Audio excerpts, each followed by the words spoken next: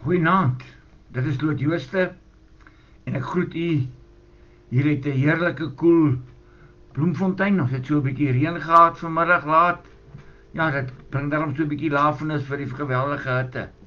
Kom ons maak die oë toe en dan bid ons saam. Almagtige Hemelse Vader, in die naam van die Seun Jesus Christus en met die kragtige werk van die Heilige Gees, kom ons ook in nederigheid weer vandag na u toe, om te kom hoor wat u vir ons wil sê. En ek bid ook, Here, dat u ook vir my die regte woorde in die mond sal lê, om so te spreek, sodat hulle wat dit hoor, ook die pad na u mag vind, wat nog op die verkeerde pad wandel. Maar baie dankie ook, Here, vir die interessanthede, wat ons ook in hierdie boodskap kan leer en lees en hoor, en deel van ons lewens kan maak. Ja, Here, ons weet so min van die oertyd, van ons oervaders, oervoorvaders, ons weet so min van hulle, Here. Maar dankie dat u woord ook vir ons 'n lig werp op hulle lewens en hulle verhoudings met u. Dankie, Here, dat ons die wonderlike voorreg het om u woord in ons taal te kan hê. Maar dankie ook nog vir 'n wonderlike teoloog wat ons het, wat ook met die werk van die Heilige Gees die woord vir ons kan oopbreek. Wees ons dan genadig, dat ons kan verstaan wat ons hoor, dat ons kan glo wat ons hoor, dat ons dit 'n deel van ons lewe kan maak, tot eer van u naam alleen. Amen. Ek gaan vir u 'n kort samevatting gee oor Genesis hoofstuk 10. Ek wil net een versie daar lees, hoofstuk 10 vers 1. Hier volg besonderhede oor Noag se seuns Sem, Cham en Jafet. Na die oorstroming is daar ook vir hulle kinders gebore. Tot sover vers 1. As ons verder deur hierdie hoofstuk gaan, dan kry ons die nageslag van Jafet, verse 2 tot 5. Ons vind ook die nageslag van Cham in die gedeelte van vers 10, van vers 6 tot 20.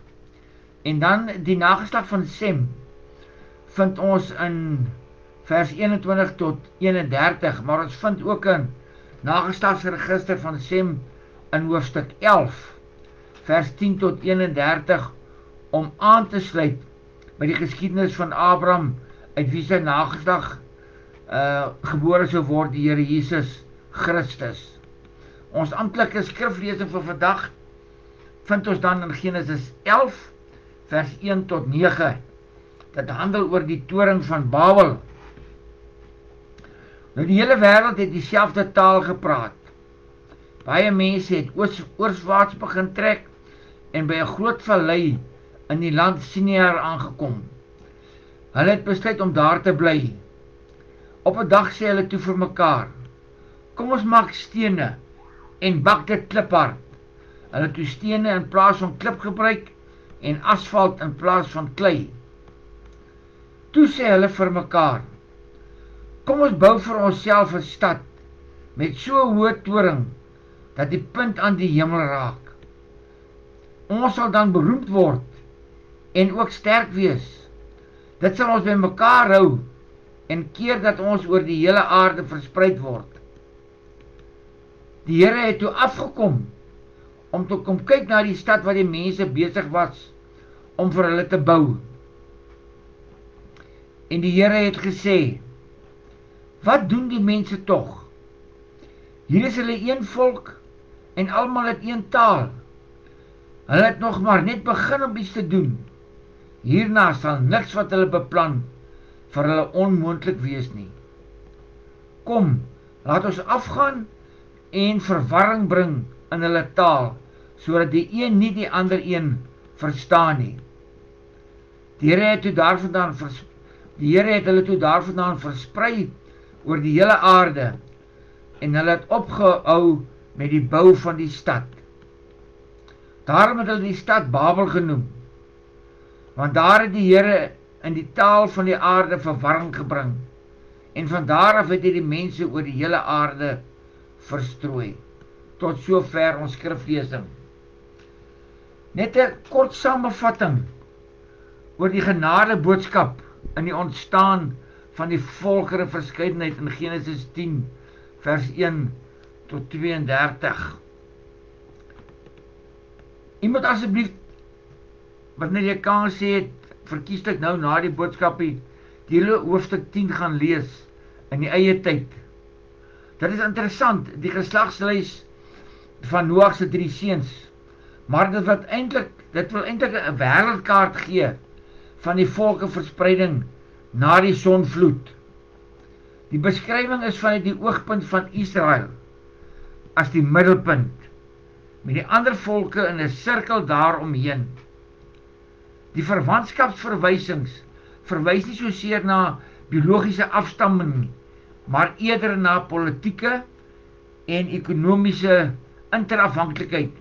Die een volk was aangewese op die ander vir kommersiële en staatkundige stabiliteit en vir hulle voortbestaan. Dit toon hoe die opdrag in Genesis 1 onder God se genade en sy seënende hand werklikheid geword het en hoe die wêreld na die vloed weer bevolk is. Ons kyk net wat staan in Genesis 9 vers 1. God het toe vir Noag en sy seuns geseën en vir hulle gesê: wees vrugbaar, word baie en bewoon die aarde.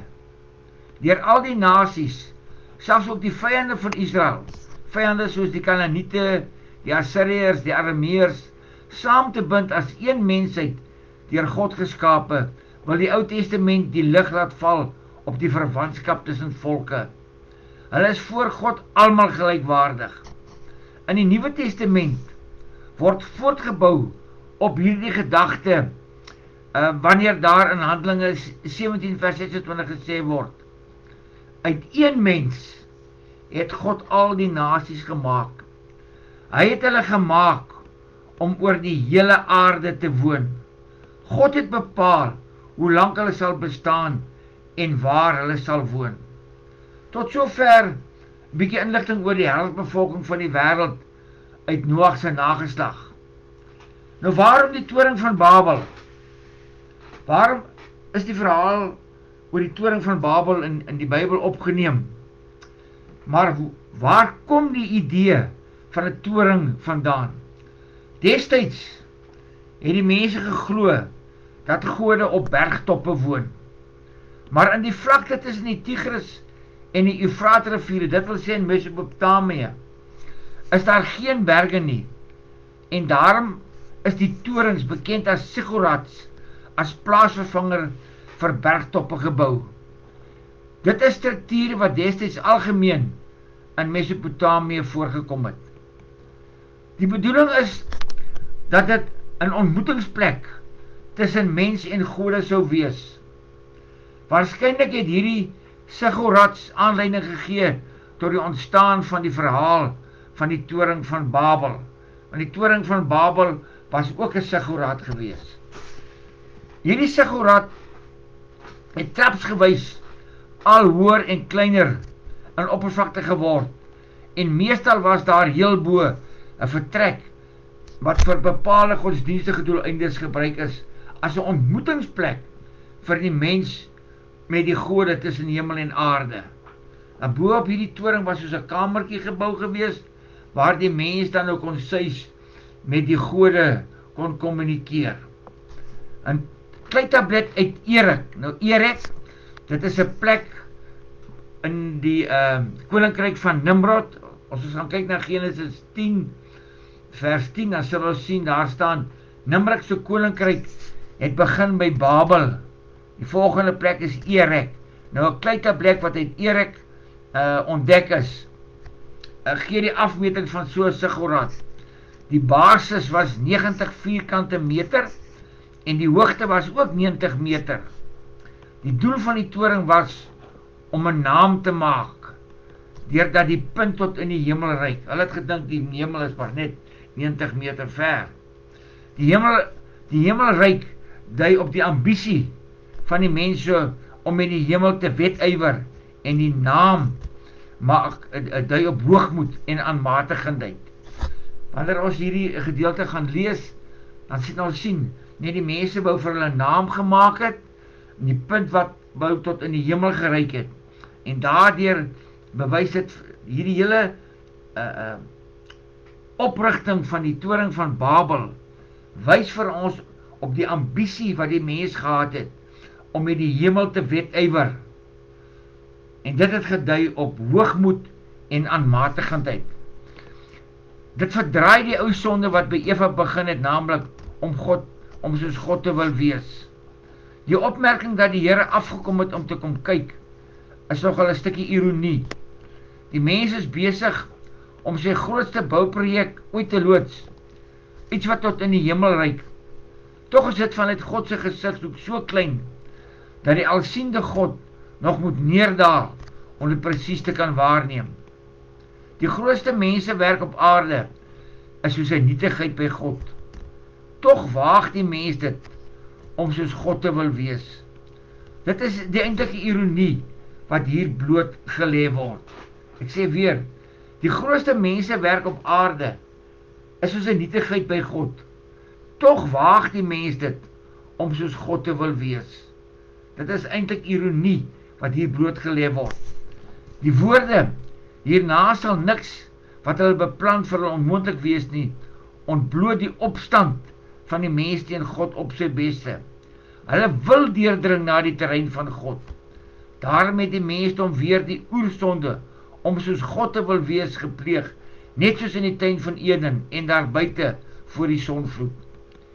Die effek van die breek met God het sy volle gang gegaan en bring die mens tot by die poging om God self na die kroon te steek. Die mens het nou in sonde gelewe, die sonvloed het net 'n klein bietjie mense laat oorbly waar die hele wêreld toe bevolk is, en die sonde het maar net voortgegaan. Ja, die sondaars is vernietig, maar die sonde in die mens het bly voortbestaan.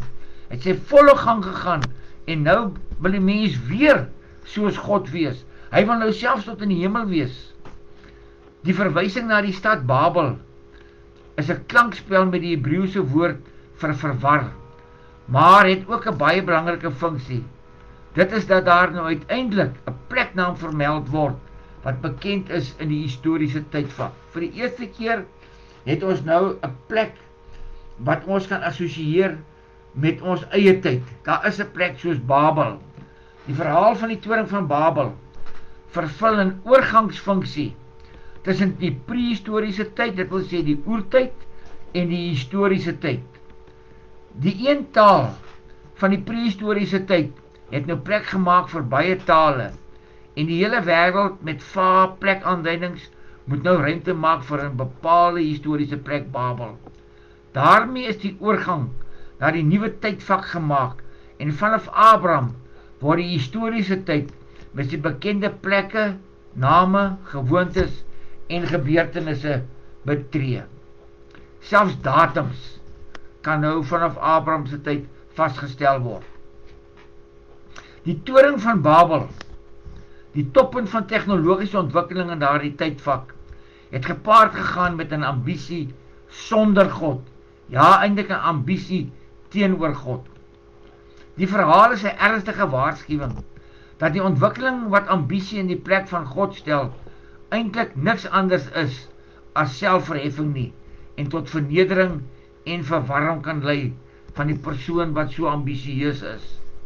Mense wat deur ambisie gedryf word, in hulle strewe na nog hoër dinge, en dit doen sonder om met God rekening te hou, is in groot gevaar, omdat hulle ambisie hulle kan dryf tot die oorskryding van hulle perke, deurdat die voorwerp van die ambisie kan lei tot afgoderry.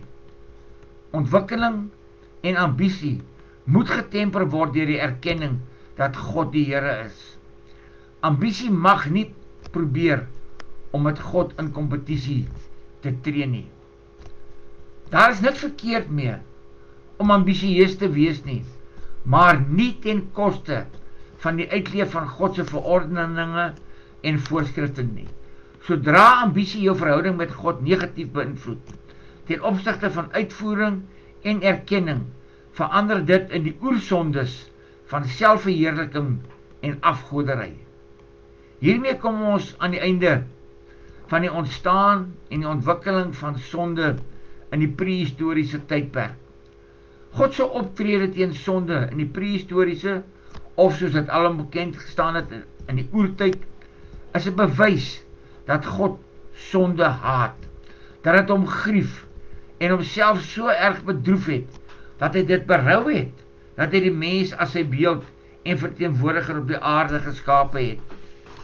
Die sondes van selfverheerliking, afgoderry, jaloesie, wraak, onvergewensgesindheid, moord, oneerbiedigheid en disrespek teenoor ouers en ouer persone, en dan ook daartoe gelei, dat God die mens uit die tuin van Eden uitgedryf het, die aarde vervloek het, die mens vervloek het tot swaar kry en pyn, die aarde met 'n sonvloed getref het, en weer na die sonvloed ingegryp het, in die mense ambisie om God te wil wees, deur by Babel die mens oor die aarde te versprei, nadat die een taal vele tale geword het.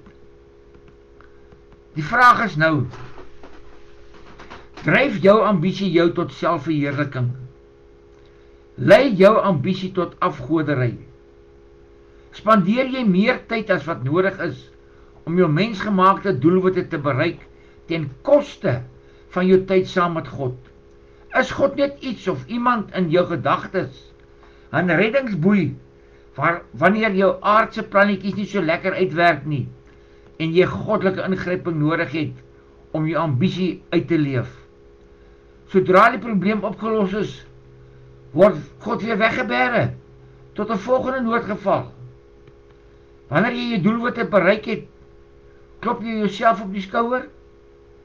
Teer jy op ander mense se mooi woorde en gelukwensinge, of gee jy aan God die eer vir jou suksesse voor ander mense? Erken jy teenoor ander mense dat jy sonder God se genade onsuksesvol sou wees? Indien jy vasgevang is in hierdie oersondes van selfverheerliking, selfaanbidding, hoogmoed, afgoderry, jaloesie en emosionele moord van geliefdes, onvergewensgesindheid en disrespek en oneer vir jou ouers en bejaardes, breek daarmee, voor dit vir ewig te laat is. Breek vandag met hierdie sondes, wat liggaam en gees aftakel, onder leiding van die Heilige Gees. Erken dat jy sonder die Here Jesus 'n verlore sondaar op pad hel toe is, en dat jy Jesus nodig het as jou verlosser van hierdie en ander sondes in jou lewe. Romeine 3 vers 23 en 24.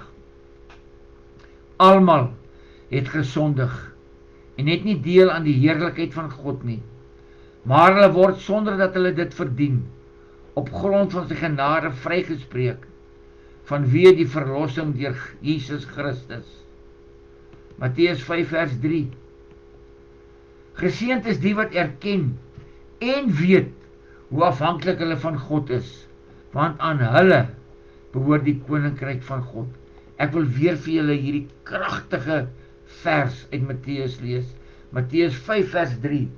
Geseënd is die wat erken en weet hoe afhanklik hulle van God is, want aan hulle behoort die koninkryk van God. Bely hierdie en ander sondes van jou en vra vergifnis by God daarvoor. Bely jou onvermoë om enigiets te kan doen om die Here se guns te verdien.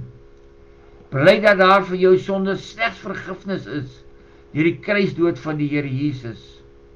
Vra dan dat God, die Vader, jou sondes sal vergewe. Ons moet vra. Ons moet nie maar net die sondes bely nie, maar ons moet vra. God is 'n God wat gevra wil wees vir die regte dinge. Vra dat God jou sondes sal vergewe. Hy wat jou hemelse Vader is. 1 Johannes 1 vers 7 tot 9 sê vir ons: Maar as ons in die lig is, het ons met mekaar gemeenskap, en reinig die bloed van Jesus, God se seun, ons van elke sonde. As ons beweer dat ons nie sonde het nie, bedrieg ons onsself, en is die waarheid nie in ons nie. Maar as ons sondes bely, God is getrou en regverdig. Hy vergewe ons sondes en reinig ons van alle ongeregtigheid. Handelinge 8 vers 12. Oor hulle ongeregtighede sal ek genadig wees en aan hulle sondes nooit meer dink nie. Bekeer jou van jou verkeerde weë. Draai weg van jou sondes en baie belangrik, breek daarmee.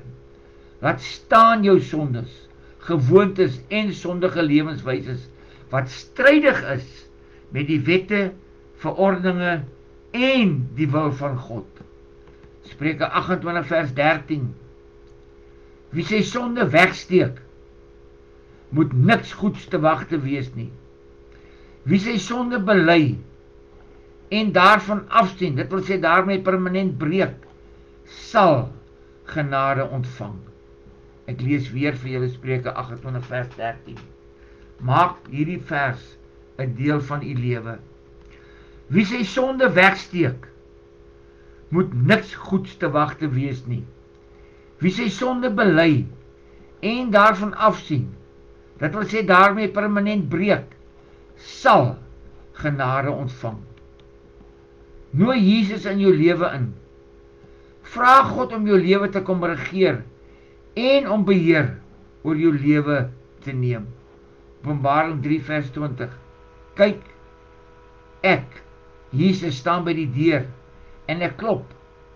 As iemand my stem hoor en die deur oopmaak, sal ek by hom of haar ingaan en saam met hom of haar die feesmaal hou en hy of sy saam met my. Glo nou, glo dat Jesus se kruisdood genoegsaam was vir God om jou sondes te vergewe, om jou aan te neem as kind van God en om aan jou die geskenk van die ewige lewe te gee. Glo dat jy nou aan God behoort. Romeine 10 vers 10 en vers 13. Met die hart glo ons en word vrygespreek van ons sonde, en met die mond bely ons en ons word gered. Elkeen wat die naam van die Here aanroep, sal gered word. As u nou u lewe aan die Here wil oorgee, deur permanente breek met die sondige bestaan en sodoende die ewige lewe van God as 'n gratis geskenk wil ontvang deur geloof in Jesus Christus alleen daarvoor, sal ek vir u voortgaan in gebed. Doen dit net as u waaragtig wil breek met u sonde en kind van God wil wees. Ek sê weer, doen dit net as u waaragtig wil breek met u sonde en kind van God wil wees. U kan nie hierdie belydenis voor God kom doen en 'n uur of 2 later val u weer terug in die sonde nie. Nee, u moet breek daarmee. Bid vir die Heilige Gees vir krag om te breek met die ou sondige lewenswyse. Ek gaan vir u voort in gebed. Almagtige God, ek weet, nie uit myself nie, maar onder leiding van die Heilige Gees, dat ek 'n verlore sondaar is en nie 'n plek in die hemel verdien nie.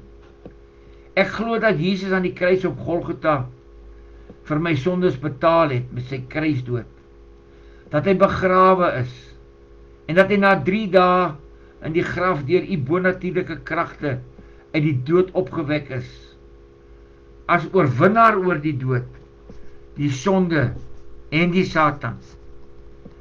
Ek het berou oor my sonde van selfverheerliking, afgoderry, wraak, vergeldingsgedagtes teen my medemens, my onvergewensgesindheid, my oneerbiedigheid en disrespek teenoor u, teenoor my ouers en teenoor bejaardes. Ek bely hierdie sondes en enige ander uit my verlede voor u en vra dat hy elkeen van my sondes sal vergewe, dat hy my sal reinig met die bloed van Jesus. Help my deur die werking van die Heilige Gees om weg te draai van my sonde, om permanent daarmee te breek en U te volg vir die res van my lewe. Ek neem Jesus aan as my verlosser en gee aan U die volle beheer van my lewe oor. Dankie vir die geskenk van die ewige lewe. Amen. As hierdie gebed wat U nou gebid het die begeerte van die hart is, kyk wat sê die Bybel daarvan in Johannes 6 vers 47. Jesus is hier aan die woord. Hy sê, dit verseker ek Jesus julle, wie in my glo, het die ewige lewe. Dis nie iemand anders wat hier praat nie, dis nie een van die apostels wat hier praat nie, dis Jesus, en Jesus is God, hy kan nie lieg nie, hy sê, ek verseker jou, jy wat in my glo, het die ewige lewe. Johannes 1 vers 12, aan almal wat Jesus aangeneem het, die wat in hom glo, het hy die reg gegee, om kinders van God te word. Gaan getuig oor wat God vir u gedoen het so pas. Wees gehoorsaam aan God se groot opdrag, en gaan saai die goeie saad van die evangelie, beginnende by u eie huiskringetjie, tot daar waar u in die wêreld beweeg, sodat almal wat die ewige lewe moet ontvang, dit kan kry, deur u gehoorsaamheid aan God. Matteus 10 vers 32, Jesus sê, elkeen wat hom of haar openlik voor die mense vir my uitspreek, vir hom of haar sal ek my ook openlik uitspreek, voor my Vader wat in die hemel is. Gaan lewe nou 'n lewe van dankbaarheid teenoor God, en doen die goeie werke wat God se wil is, nie om die ewige lewe te verdien nie, maar om dankie te sê aan God vir jou redding en die gepaardgaande ewige lewe. Groei in jou geloof, deur te gaan praat oor die verhouding met die Here Jesus. Praat met mense, vertel vir hulle wat met jou lewe gebeur het. Lees die Bybel elke dag, beginnende by die Johannes Evangelie. En indien u nie 'n Bybel het nie, kry 'n traktaatjie, gaan sien 'n leraar, vra vir 'n Bybel. Mense is bereid om te help met 'n Bybel. Bid elke dag tot God. Aanbid gereeld in 'n gemeente waar die woord van God suiwer verkondig word.